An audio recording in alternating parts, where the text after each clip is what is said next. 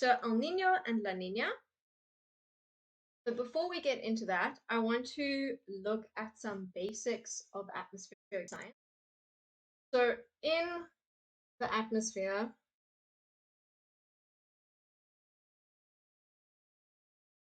when you have a high or low pressure system, it will be marked with a H, L. Okay, so the H being high, the L being low. High pressure usually forms in cold conditions or sinking air. So you can imagine it as where the air is cold, it's very dense. And dense air,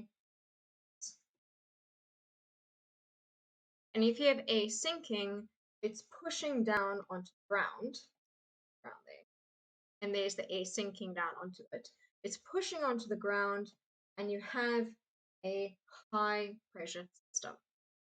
Okay. On the other side, when your air is warm, it is lighter and it will rise.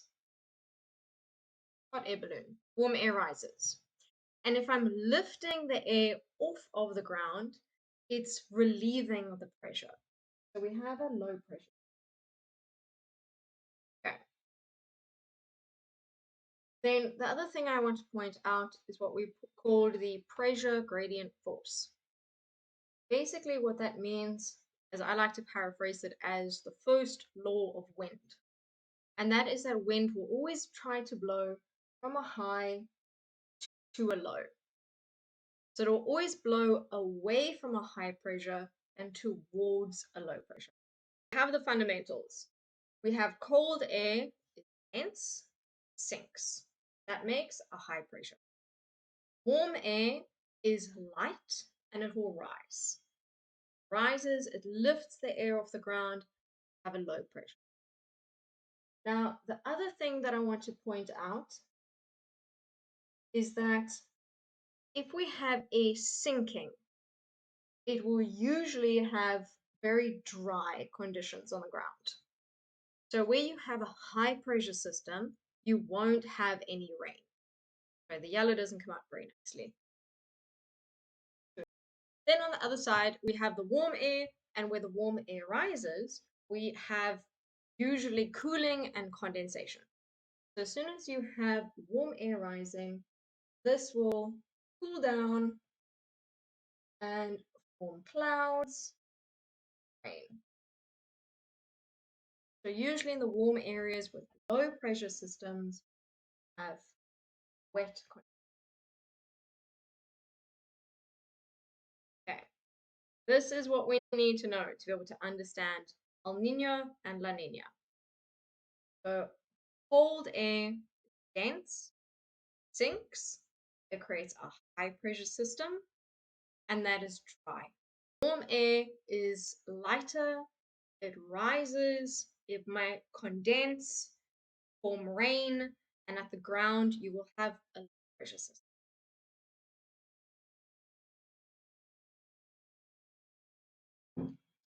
So El Nino and La Nina are two opposite processes. They're all part of the same system, but they're two separate phases in the system.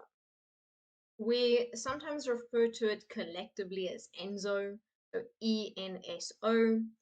And I think I just want to point out now already, I realized I put it on slideshow, but let me just point out now already that most of the figures and the resources that I get, I found on this site. So the National Oceanic Atmospheric Administration.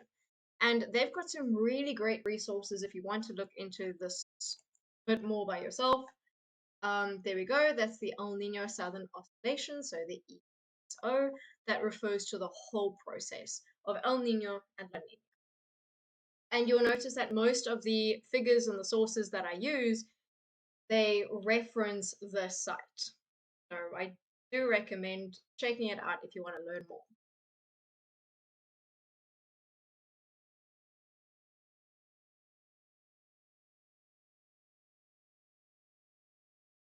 So El Nino and La Nina is a change in the normal ocean and atmospheric conditions that happens over the Pacific Ocean between the tropics. It happens very, um, I won't even say on a regular basis, but it has a pattern. The reason why I'm not saying in a regular pattern is because the duration of El Nino and La Nina can vary. So you can kind of see it on this graph. You can see that we generally have blue and then red, switches to blue, but the time between this blue and that blue is much longer than, let's say, that one and that one. So you notice that there isn't a specific logical pattern to this process. And that's what makes this whole process very interesting, but also a concern. No, not even a concern. Just let's say stressful. Because we can't really pinpoint when El Nino or La Nina might happen. And it's worth trying to figure it out because it has such global impacts on our climates and everyone's climate. And it has secondary effects as well. So El Nino, for example, can increase the strength and frequency of hurricanes. In South Africa, it can also lead to droughts. So these processes have knock on effects to the rest of the world, but we still can't quite predict them. We can figure out when they're starting to happen, but we can't pinpoint what year or what month or whatever it's going to start.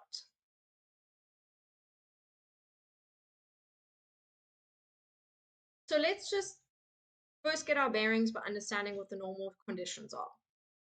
So if this is the supposed to be a side view of the ocean, we have South America there, and we've got Australia over here. We've got our easterly winds or our trade winds that blows across the ocean. This might be better if we take a look at. So there you can see is South America, Australia, and here's the winds, the easterly winds blowing across the ocean. So this shows us the temperature across the Pacific Ocean. So where you have this dark maroon color, there it's quite warm. So 29.4 degrees on that spot that I clicked on. Over here, where the purple is, that's even warmer, 30 degrees. And on the equator, you might think that would be the hottest area because it's getting all of the direct sun. But on the equator, it's actually a little bit cooler, much, 5 degrees, but still cooler. And that is because the wind, the easterly wind, is blowing all of that water across the ocean. So it's blowing it away from South America towards Australia and it's pushing that warm water across. So that's what I want to go through using a diagram. So the first thing I want us to note is we have the easterly wind that is being moved away from South America towards Australia. So this is supposed to be South America.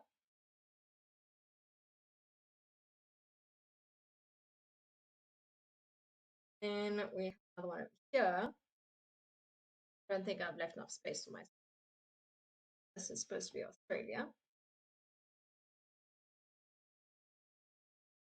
And here we have the water in between. There's the Pacific Ocean. Okay. Where we have the trade winds, easterly wind, blowing from South America towards Australia. We also have it blowing all of the warm water with it. So this builds up warm water. Go back to, okay. So the surface water is pulled west by the easterly winds moving away from South America. Okay. Warm oceans towards Australia forms a low pressure system. Now, this is where my earlier lesson was supposed to come in. Uh,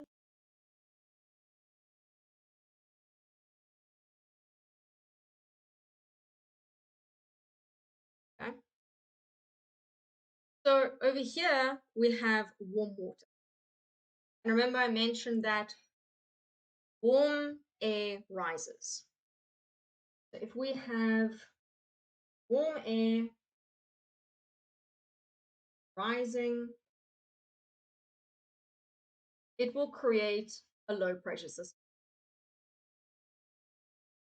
Raise that. Draw.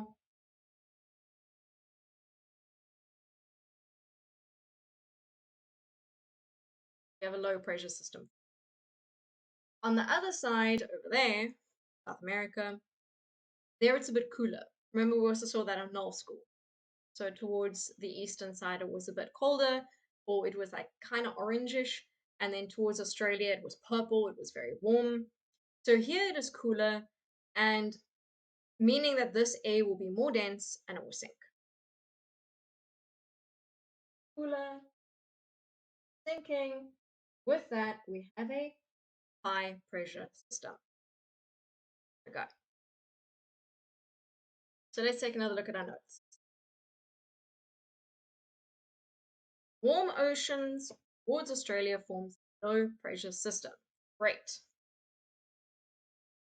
Deep cold ocean water wells up to replace the surface water. So that actually has a name that is referred to as upwelling. So when the wind blows all of the warm water across, it leaves space for other water, and that is then the cold water that comes up from the deep parts of the ocean to replace it. So cold water rising up to the top as all of this warm water is blown westward. Great.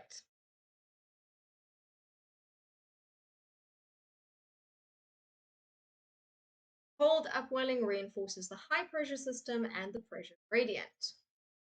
So that is what we have here. So we have the high pressure there because of the cold air sinks, high pressure, and then that creates a stronger pressure gradient force.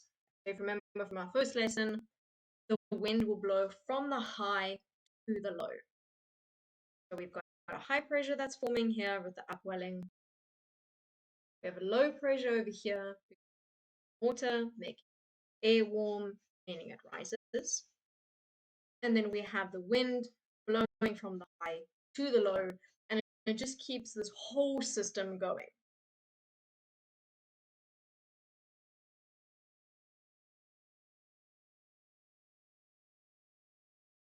Okay, yeah, that pressure gradient creates a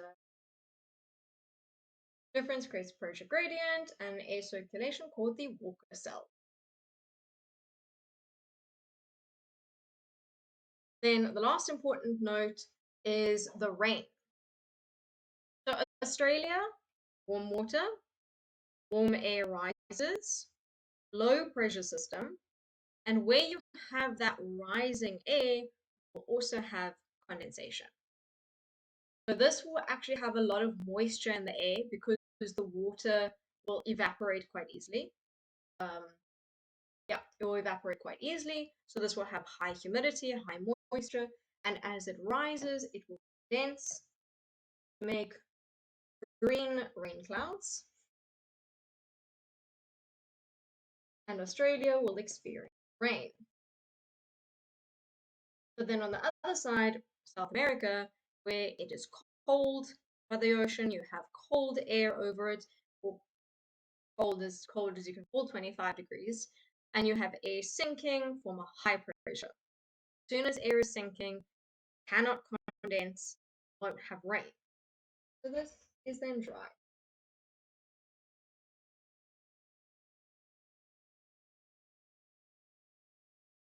We have rain by Australia and dry conditions by South America. This is how the system usually looks. Got to complete the cycle.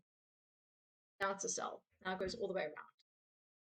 This is how the system usually looks. This is normal conditions. So there's a much neater version of the awful sketch I created. So we have the trade winds that blows the warm ocean water across. We have warm air that is rising, creating a low pressure system. We've got some rain over there. We have on this side the cold water coming to the surface. That cold water meaning that the air is sinking and it's dry. Now let's take a look at El Nino.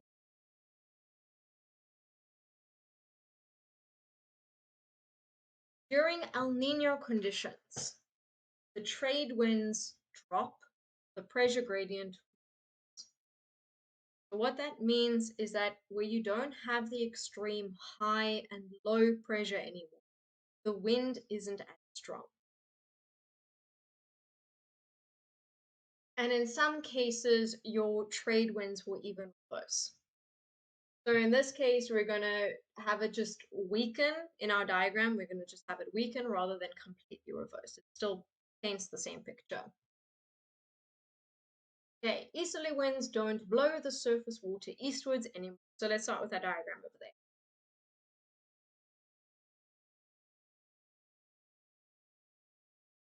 We need this.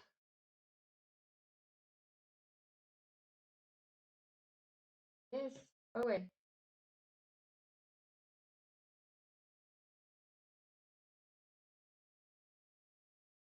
America over here. Ah, no.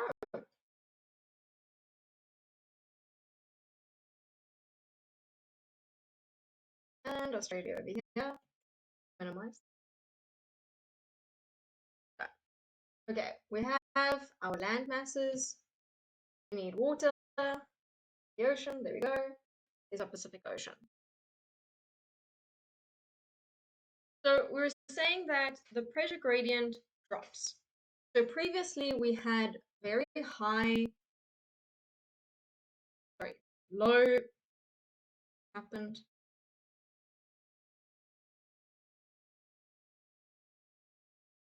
Low pressure by Australia and high pressure by South America, or SAM in this diagram.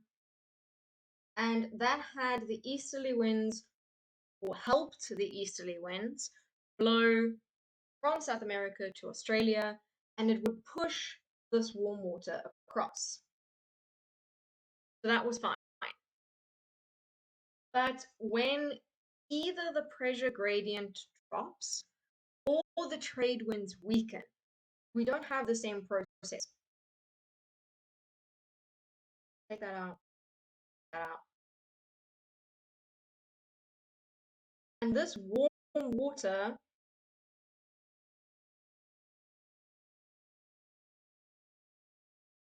shifts back towards the middle of the ocean. And I actually want to see if we can find a good example of that.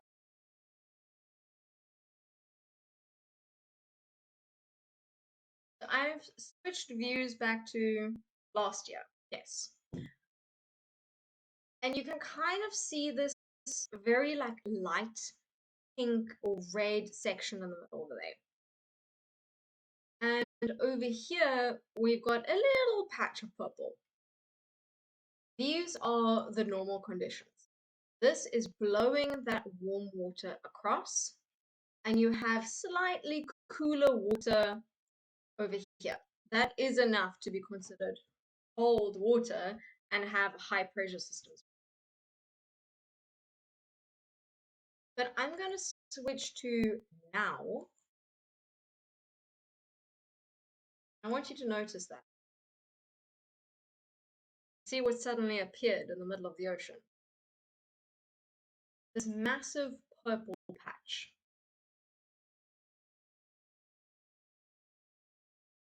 Temperature 31 degrees. That is because we are currently experiencing El Niño. So this is what we mean by the warm water comes back towards the middle of the Pacific. And now to really put that into context, let me just check which year it was. This is a really great resource.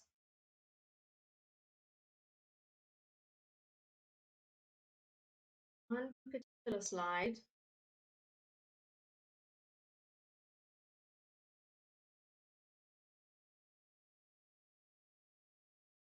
There it is. So there you can see wherever it's red, it's El Nino. Wherever it's gray, it's neutral, so normal conditions. And where it's blue, it's La Nina. So we're still going to look at La Nina.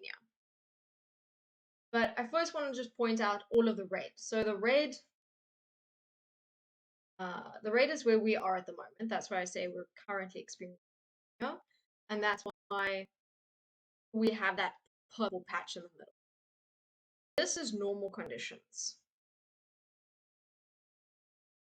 This is El Nino. And this is La Nina. You'll see that La Nina looks kind of similar to normal, but that's just because it's a more extreme version of normal. So if I compare La Nina, normal, you can see that there's some small differences. So you can see normal has more of the maroon burgundy color over there, and La Nina stretches the orange a little further across.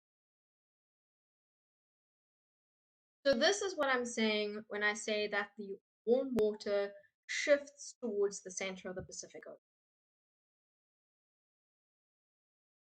Like I have it here. Here we go. Here we have this collected warm water.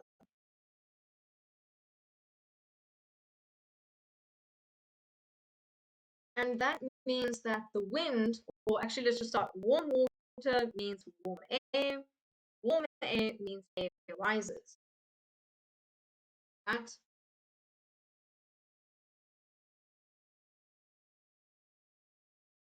warm air is rising. And when that warm air rises, we have a low pressure system. Rising air also means that we have some type of condensation and rain. Right. It also means that where you normally would have had the high pressure, let's say over here, it's shifted. So now the high pressure might be further inland, the high pressure is here. So it completely reverses and changes. And the wind might blow in the other direction altogether, or just might be a very weak easterly wind.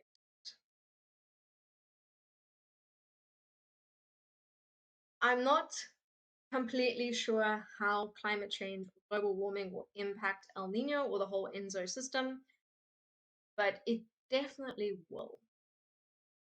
Maybe they'll become more frequent, maybe they'll just become stronger. I'll leave that to the climatologists to try and figure out.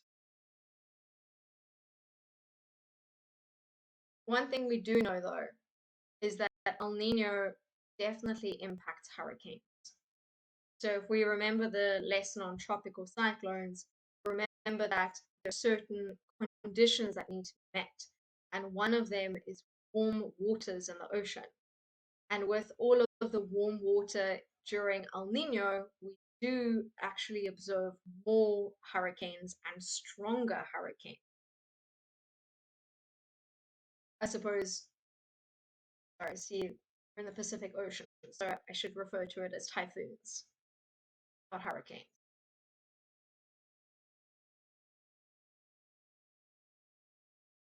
Okay, Let's see what my next note is. We have the easterly winds don't blow the surface water westward anymore. Oh, I did it.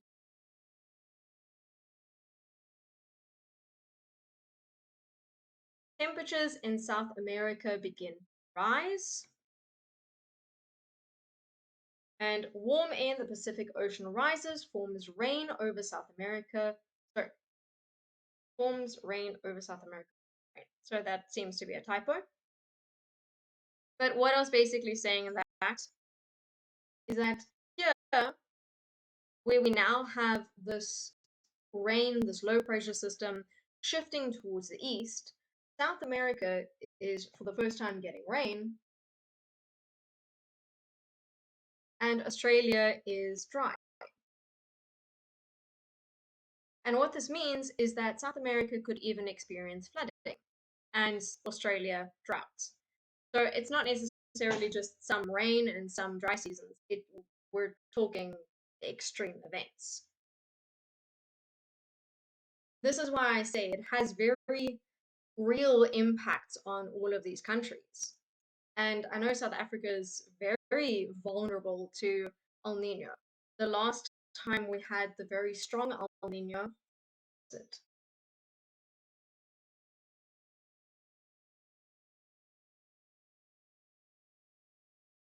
it was here, 2015-16. We had a very strong El Nino, and it stretched into our rainy months, which meant that we didn't get as much rain as we normally would have during those months. And we had a rather severe drought in the Western Cape. There was a lot of panic going around about if we we're going to completely run out of water.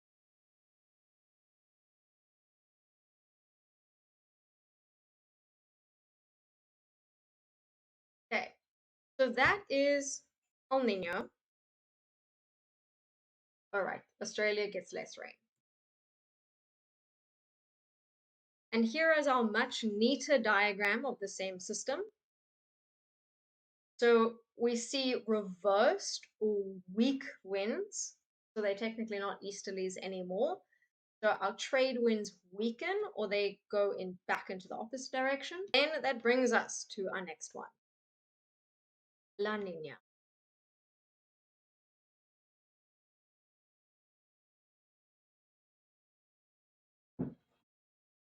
La Nina is very similar to normal conditions, but it's more extreme. So let's start with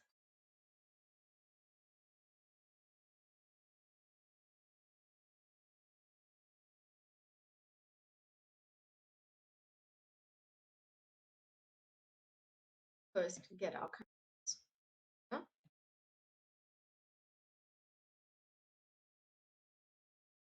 Oh,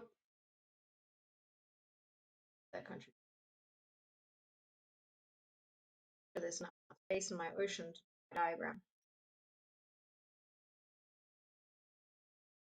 America, Australia,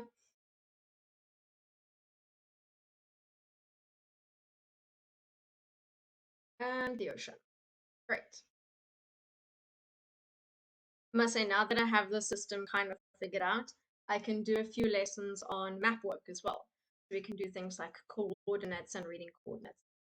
But a lot more that needs demonstration rather than.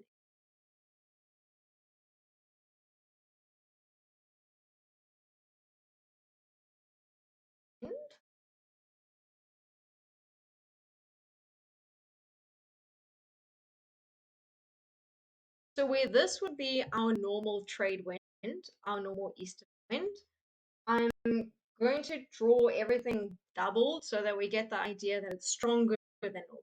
So it's not just the normal trade winds, it's very strong trade winds. Go. And the water will now pool up again towards Australia, but more. So we're just going to draw it a bit deeper into the ocean. And we're going to call this Well, it's very warm, and let's actually do the rising air in red, just to emphasize that we've got lots of air, hot air rising. And of course, air rising means low pressure systems. Okay, everything in double because it's supposed to be more extreme. Then we have rain forming, green clouds. Go, two clouds, lots of rain.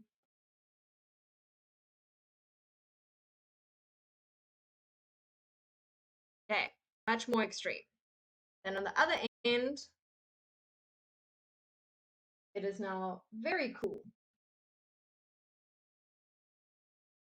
I wouldn't quite call it cold. I know that I've labeled it as cold, but it's not really cold.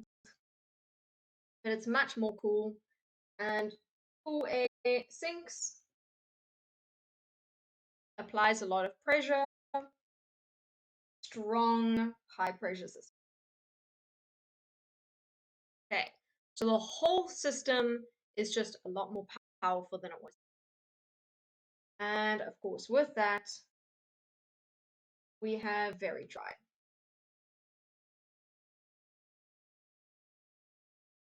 Right, my handwriting on this thing isn't great.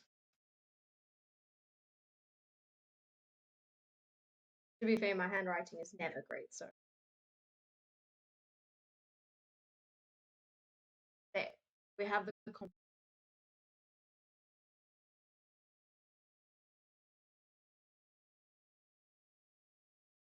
so La Nina, the easterly winds are stronger than normal, more upwelling of the cold water,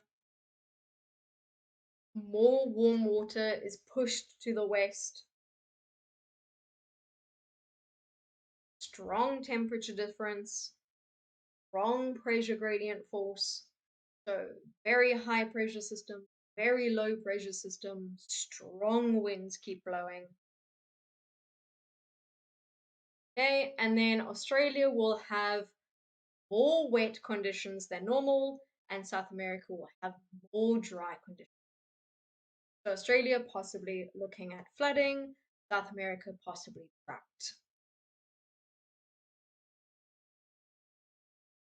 Okay, and there's my nicer diagram.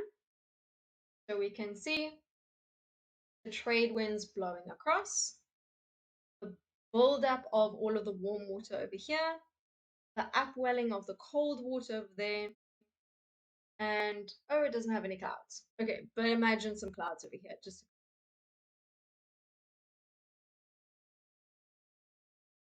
okay. Now El Nino and La Nina, I mentioned, does have an impact on South Africa, or on Africa and South Africa.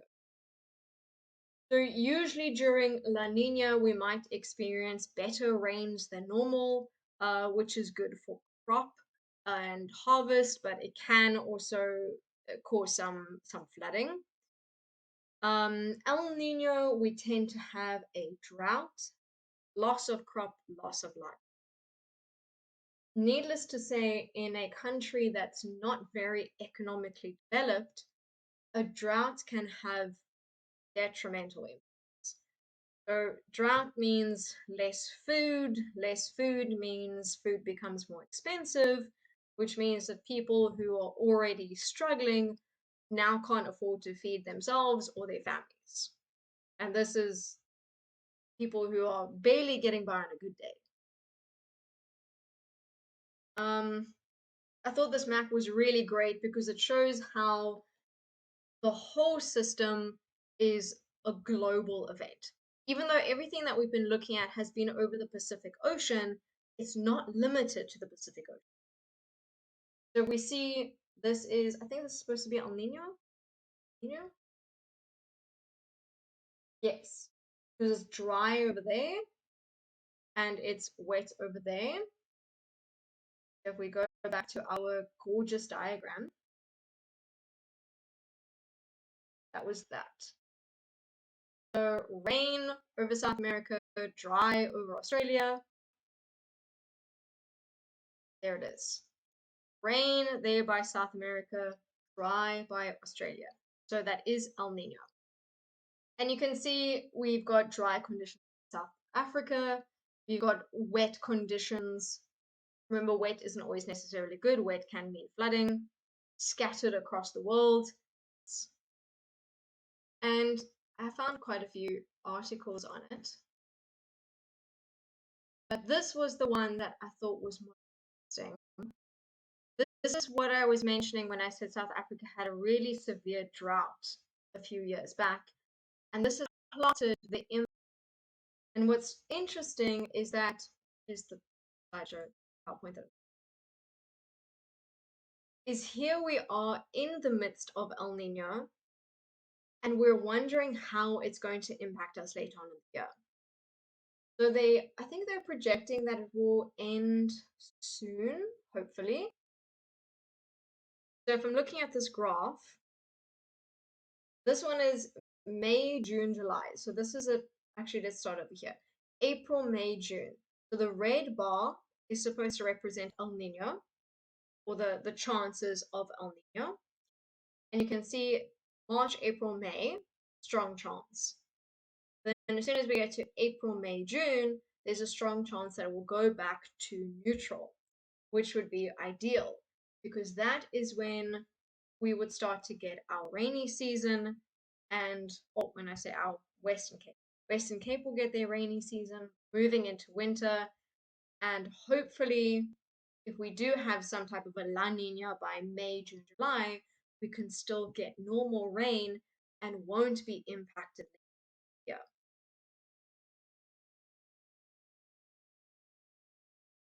So El Nino and La Nina is a very interesting topic to look at because it influences so much. Later on, my students are going to be looking at drought, desertification, soil erosion, all of that. And you can't look at those things in isolation. Even when we look at soil erosion and desertification, we're going to reference back to El Nino and La Nina. Because if you have El Nino conditions and you have a drought, you're going to have a demand on the land to produce food or resources. And that demand can basically strain or exploit the land and lead to soil erosion or desertification, especially if we don't know how to manage that land in these extreme conditions, how to reduce the impact of that soil erosion.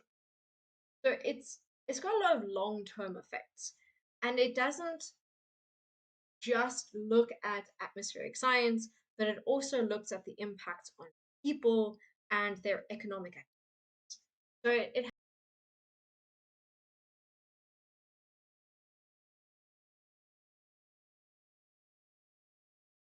well, I hope that I covered everything that you wanted to learn about today, or I hope that you learned something new or interesting. And then I will see you again possibly next week. Okay, have a lovely week. Cheers. Bye.